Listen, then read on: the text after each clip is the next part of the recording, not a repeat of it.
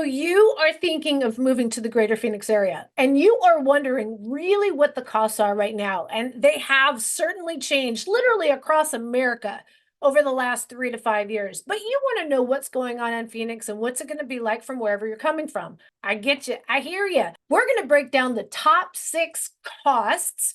That's going to be taxes, housing, transportation, medical, utilities. Let's talk a little bit about services too. The whole gamut here, guys. Whole kit and caboodle.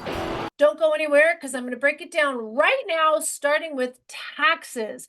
So let's talk about 3 different parts of our taxes. Okay, federal is federal. Doesn't matter where you live, right? But state and local tax and your income tax is very different. Arizona has a flat income tax of 2.5%.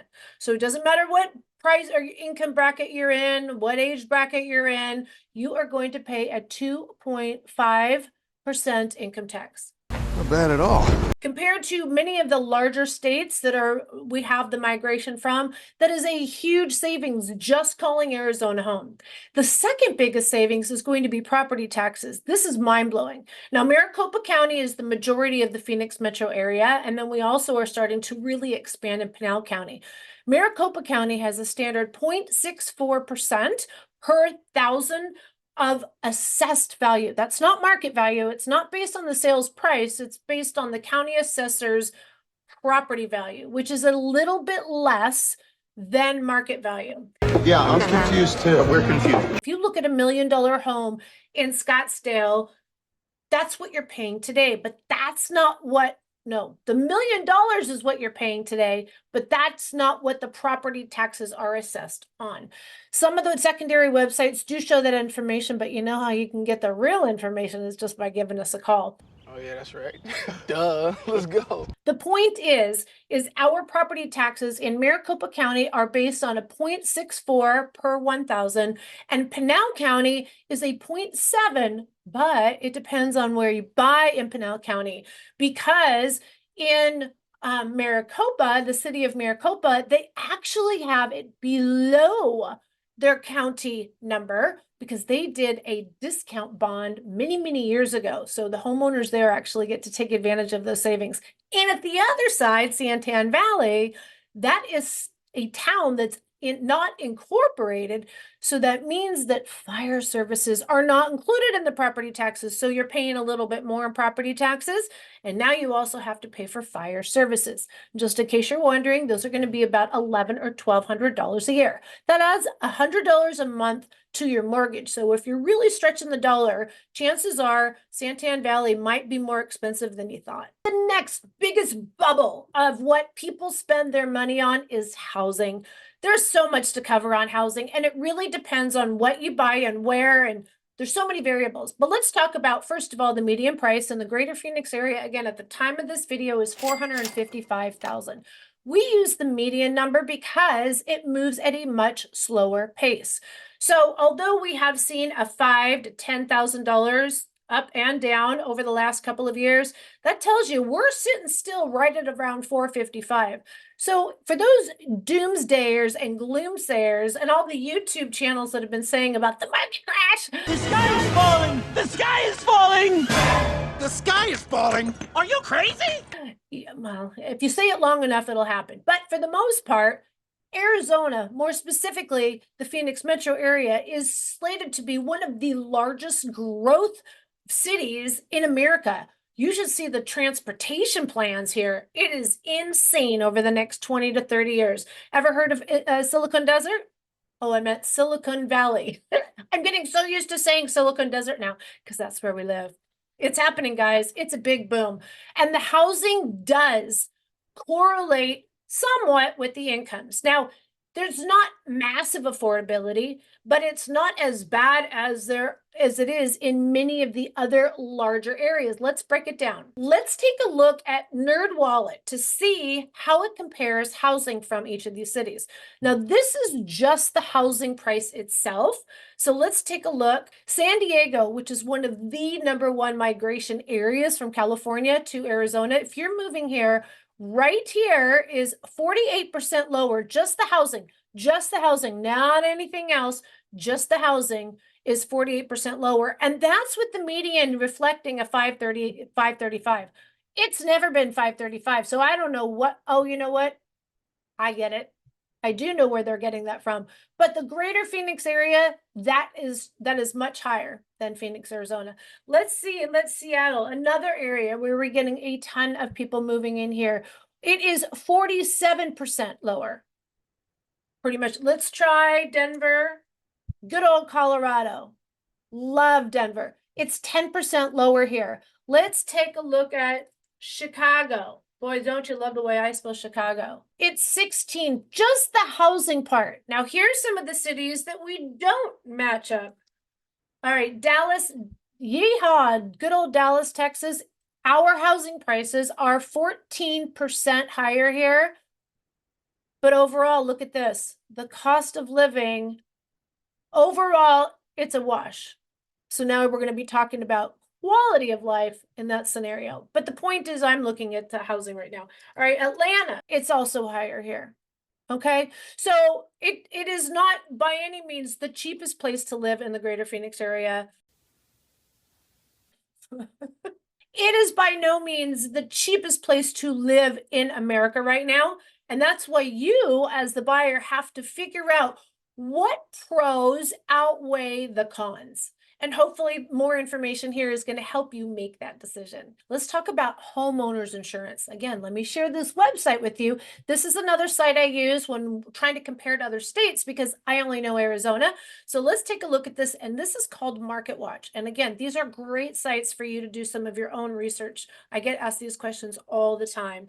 So this right here gives you a real quick synopsis of what it costs to insure a home. It's taking the same standard size home and the same details, and you can see where homeowners insurance is higher than others. You're going to see obviously a lot of tornadoes going through here, and it's also pretty expensive in the hurricane and earthquake states. Now, where does Arizona fare? We're not like at the top, but we're definitely not at the bottom. So let's see, California average, again, this is based on the exact same size housing dwelling. There we go. So in California, to compare the exact same one, 1584 to Arizona, it's 1886. So that seems expensive on this page, but it is what it is. Arizona is not the lowest or the best by any means on absolutely everything. This is why you have to weigh out your pros and cons. Oregon's only 1,200 for the same. 1,500 is about the same there. It's a little bit higher in New Mexico, and it starts to get really expensive again down here in Kansas. You know, no place like home. There's no place like home. I'll tell you, when I got my homeowner's insurance just recently, I'll be honest with you, it doubled over the last year. And it's not because I had a claim. People don't understand the way insurance works. It's all a pooled kind of thing. And so when you see higher claims like floods and hurricanes and fires that just are soaking up that money from the insurance companies, everyone's rates go up. So we've seen an abundance of claims over the last many years, and we're all paying for that price today. Insurance is important to you. Definitely when you are ready to buy, you're going to give us a call, and I'm going to make some recommendations for you to shop. And I would highly recommend you shop every couple of years. Now, some of the other housing costs, I would say that you just need to be aware of are HOA affiliated costs. The HOAs are important to look at when you are buying in the greater Phoenix area because most of the communities have HOAs. Okay. Ever since the 90s, everything in the greater Phoenix area has been built in an HOA unless they are more rural properties. Everyone loves the idea of a master plan community these days. In fact, I get more requests of, I want named communities versus let's get to know an area. People want to live in these master plan communities. If it's an already existing HOA, when you're buying the property, you can expect to see inflated capital improvement fees, enhancement fees, transfer fees, or even assessments buying into these properties. And again, if you are really watching every single dollar, you're going to want to give us a call so we can talk about this and pull these numbers up. This is not information that you can see on Redfin or Zillow, etc. Newer communities are starting to impose these CFD kind of fees in the HOA. So we are starting to see higher HOAs for not as many amenities. Let's get to the next item, and that is transportation. And I'll tell you, it is growing here. The greater Phoenix area is getting more high density travel options, but it's still a ways off, guys. If you look at what Phoenix was 50 years ago, we were still a little tiny town practically that was like growing a bunch of hay. Like we really have made exponential growth. We've seen exponential growth in the last 30 to 50 years. So we're still trying to catch up to these other large metropolitan areas that have been around for 100+ years. And yeah, we're a little bit behind. So we are very car reliant. We do not have the walkable type of areas all over. I'm not saying we don't have any. There are a few districts, if you want to call it that it's super cool to live nearby. So you could ride your scooter, you ride your bike, golf cart. And you know what we do have a lot of is a lot of people have their ATVs or their razors, and they've had them modified to be street legal, and they cruise around on those because you get a lot better gas mileage than cars. Even we're not real EV yet either. Like, yes, you see an abundance of Teslas all over the place, and people have their car chargers in their garage. But if you have an EV, you will say, it sucks out here. You can't find enough places to supercharge. And so what happens is if you happen to forget to charge your car at night, you are going to drive halfway to work or wherever you're going and then realize you now got to go sit at a charging station for your lunch, and there's only 5 spots and you're sitting there for 30 minutes. So Arizona just hasn't stepped up to that yet. As far as public transportation, it's not so great. So we have the public bus, which still, to me, when I was a kid, where I grew up, and I grew up in the San Jose, San Francisco Bay Area. First of all, it was safe, and number two, there were bus lines everywhere, so I could get just anywhere just by doing transfers. Not so much here. I'm going to say there's a handful of bus lines, and most of the people that ride the bus are not they're not gainfully high income type of passengers. And the light rail system that we have, we are seeing some extensions. If you need to travel between Mesa or Tempe or Phoenix or that whole line, there is alternative transportation for you. It's awesome. The city of Tempe is probably the most downtown feel. I love traveling. I have been to Atlanta, I've been to Chicago, I've been to New York, I've been to Seattle, and I love using the public transportation. I know you guys think I'm crazy, but I love using the public transportation because we don't have it here, and you can get anywhere. I love going up to Seattle to watch the Seahawk games. You can literally right out of the airport be wearing your uniform, your colors, and you can catch the train down to the game. Yes, you can catch our light rail from the airport, but you know what? It doesn't go to the game. That's what I mean. It still doesn't have enough tracks laid. There have been recent openings that actually go up into Central Phoenix and a little bit further north, but it really doesn't cover the vast majority. We are a city of suburbs, of suburb after suburb. We keep going out, not up. In fact, they've talked about going more vertical in the downtown Phoenix area or Central Phoenix area. And to be honest with you, we don't have the infrastructure to do that.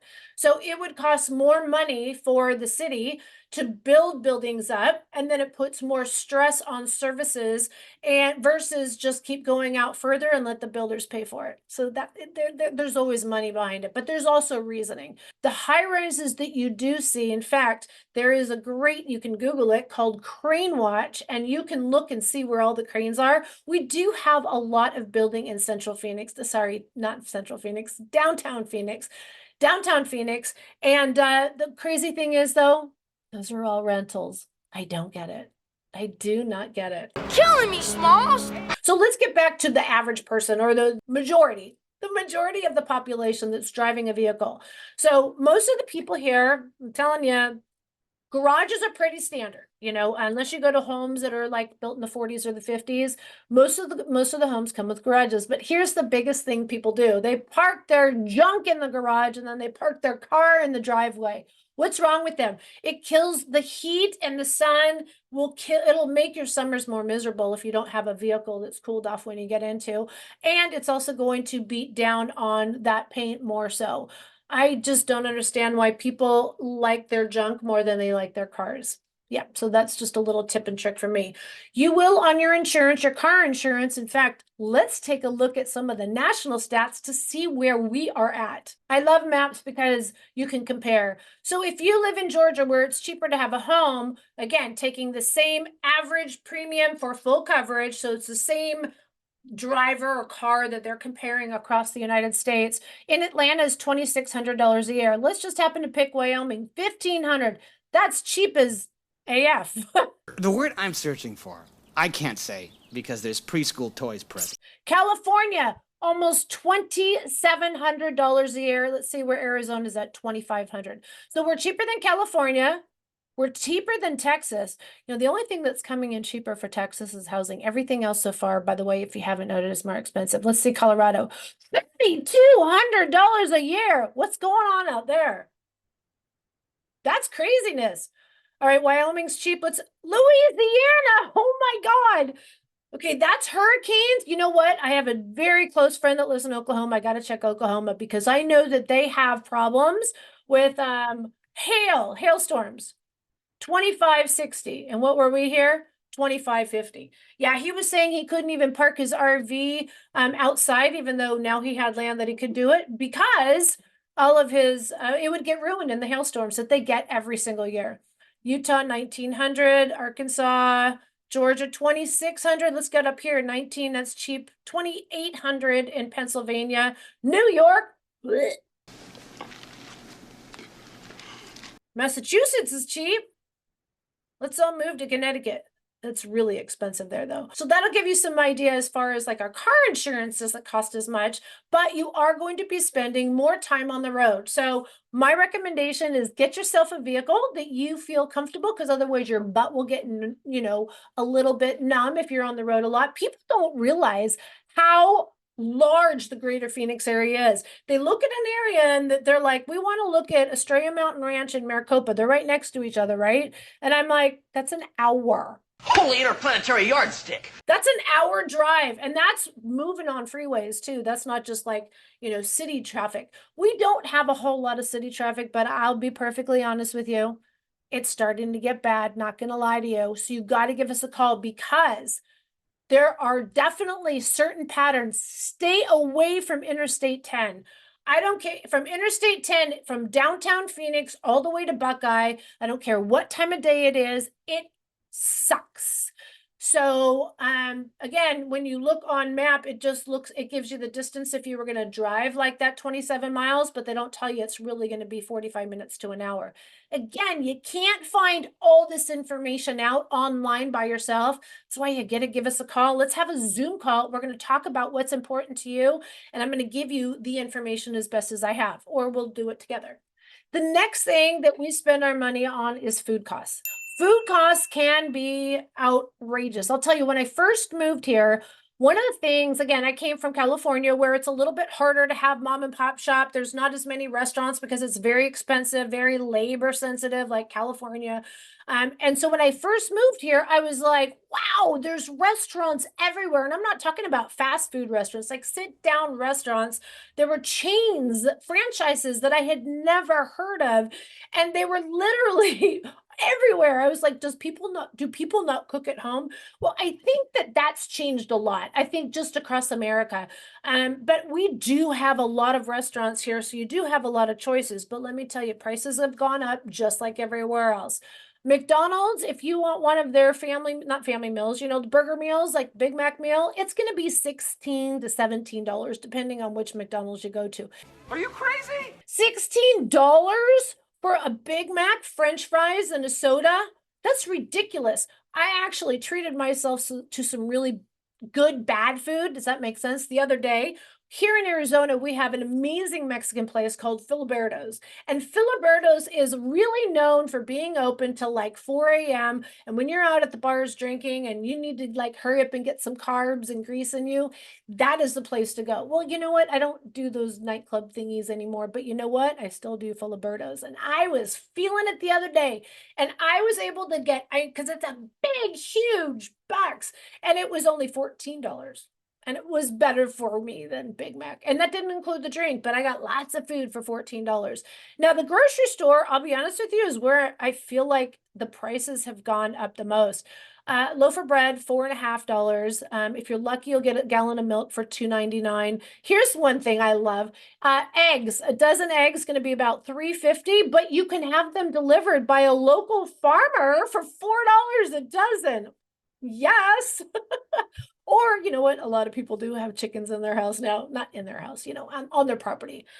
So depending on where you live, you might want to consider that, not to mention they're cute as coffee and at all the coffee shops, easily $6, probably $8 by the time you're out. Starbucks started that, not inflation. Another fast food place that I love here, it's called Salad and Go, and they are a franchise that started here in Arizona, and they're all over the place now. You can get a salad with protein on it for $8, and it's ginormous, and it's to go. They don't have the restaurants, so they keep their overhead low, and so you get to keep their the savings that they are creating. You also get to take advantage of. Now, here's the other thing: the dine-in restaurant. That's where things are really getting kind of pricey. If you want to order a pizza for 2 adults and 2 kids to be delivered, you're talking $30 now.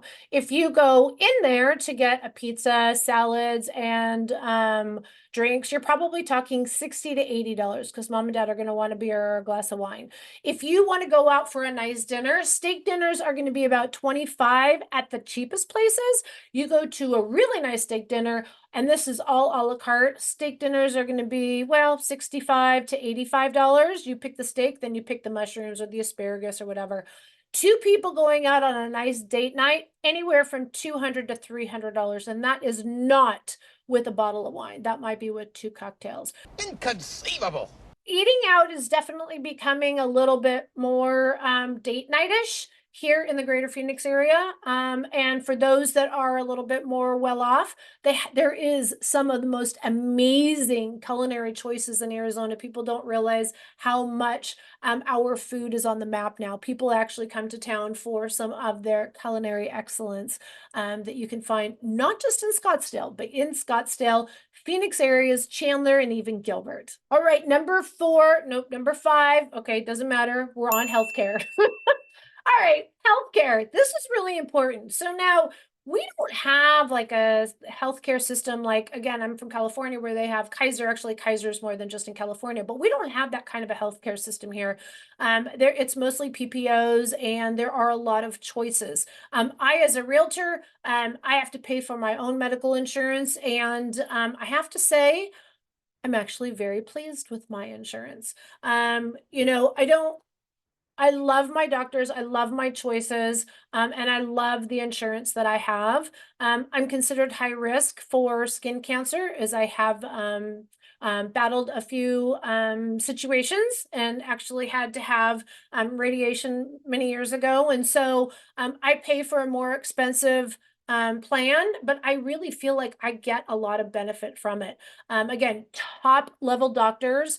I would say the average doctor, just for a doctor visit, is going to be $99 without insurance. And dental, I don't have dental insurance. That's $125 to $150. That's the average. Yes, you can find some of these dental clinic kind of places that have like first time, you know, come on in for $65. But if you really want real good dental care, you're going to be looking at that $125 to $150, or if you have insurance. And again, if you have employers, there is a lot of national insurance here on Blue Cross, Blue Shield. I can't even say that. Better. There's United Healthcare. There's Cigna. There's probably a lot more that I haven't even thought about. But there's a lot of choices. If you're looking for some of the like aesthetic kind of things like Botox and skincare regimen, I'm going to say it's a little bit less than California. Same thing with even like personal training. I don't know if I would consider that part of the medical, but you can get personal training for about $150 an hour, whereas California, it's like $300 an hour. I can get my Botox for about $300. Yes, I have Botox. Watch. It's working. Is that for real? And that's going to be about $300 a visit. So it just depends on, of course, what you need to have done. I think it's $10 a unit for you ladies that are watching. I got your back. You can get a nice facial for $65, $70. You get my point. I'm not going to give you away all my beauty secrets, my hidden things, because you'd never guess how old I am. But I'm telling you, everybody here in Arizona really takes great care of themselves. And there's a lot of that self-care type of medical, I feel, that are at very affordable rates in the Phoenix area. All right, let's talk about utilities. It is one of the top things you're going to spend money on, so it's important. When you look at what the cost per kilowatt is for electricity, we are on the upward trend, not going to lie. It sucks because solar is a great option, but the cost of solar doesn't offset the high electric bills. And that's what the problem is here in Arizona. It might be different in other cities, in other states. Here's a recent situation that almost killed the deal. The seller had just locked in a solar loan. They're not doing leases anymore, thank God. But with the loans, and I'll be perfectly honest with you, I talked with quite a few solar lenders, and they said if you have a $30,000 solar panel cost, it's actually only about $10,000 for the materials.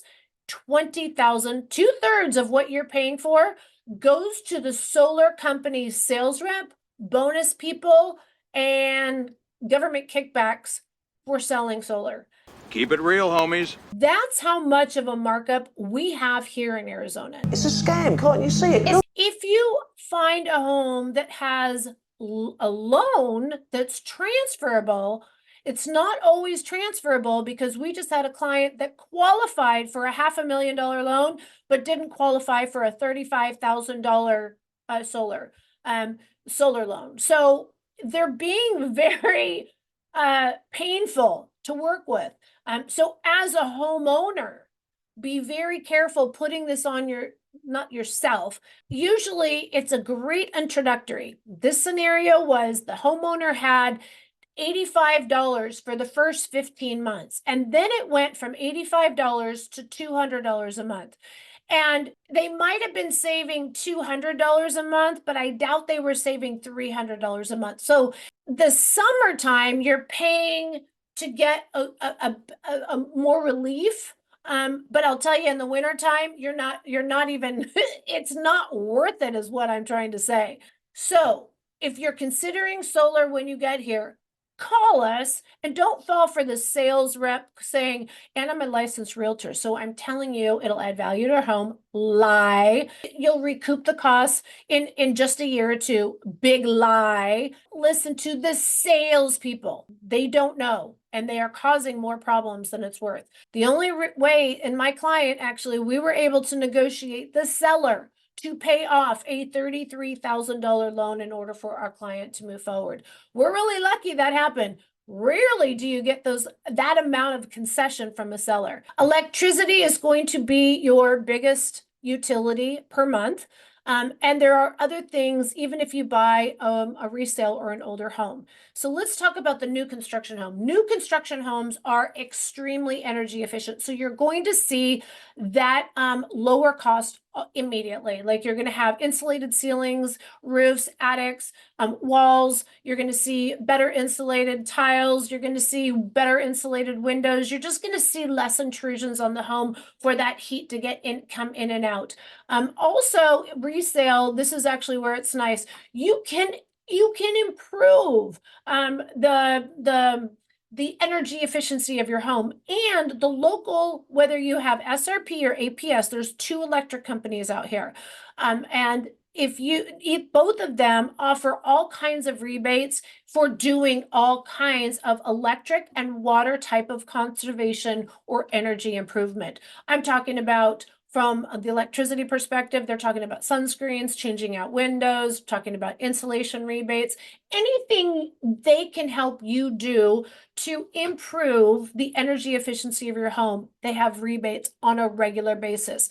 They also even have, like, you attend this 30-minute webinar and they'll give you a free tree and you can pick from any one of like these 5 trees and you can build natural shade trees, plant natural shade trees to help protect your home. There's a lot of things you can do. And yes, it's already done in the newer construction, but remember, newer construction, you're paying 100% of everything that was being put in that home. You're paying full retail price, and you're probably further out from where you might have originally wanted to be. And then water is city related. Now, here's the thing. Somebody put on a comment, and I love your comments, guys, good, bad, or ugly, but they were arguing with me that we had one of the most expensive water services in the country, and I had to look this up for myself. So let's take a look at this. Water prices by state. Now, it's not the cheapest, but it's definitely not the most expensive. So if you look at any of the coastal states here, these are, and the lady that was telling me that it was more expensive, said she lived in Washington. So the same gallon and the monthly water bill average to live in Washington state, you're paying $75, where if you live in Arizona, it's $64. Now you're probably thinking that can't be right. It's not only $60. Yeah, it really is only $60 a month. I have a pool and my bill in the summertime maybe gets to $80, just to let you know. Again, this is an average. So you can see here in the wetter states where you have rain, it's probably a little bit lower, an average of $40. Although I happen to remember talking to somebody, maybe they live from, that's a weird, West Virginia's not all the way in the middle of the country. That's a weird map. All right, well, you get the point. I guess it's kind of the map. You are going to spend money on water, but it's not the most expensive state of water. It's not the cheapest. And, here's where you have to really weigh out those pros and cons. So if you look at the totality of housing cost, utility, food cost, transportation costs, and then weigh out the cons. And I'll be honest with you, the cons are very few and far between. Looking online is where everyone starts, but that's not really the only place that decides whether you're going to move to Phoenix, Arizona, right? You need to give us a call so we can have an open conversation about all your concerns, needs, wants, worries. We're here days, nights, and weekends. We want to hear from you, and I cannot wait to hear that phone ring with you on the other end soon. All right, see y'all soon. Bye. I figured it out. All right, I tell you, yeah, all right. That doesn't make any sense at all whatsoever, Sheryl.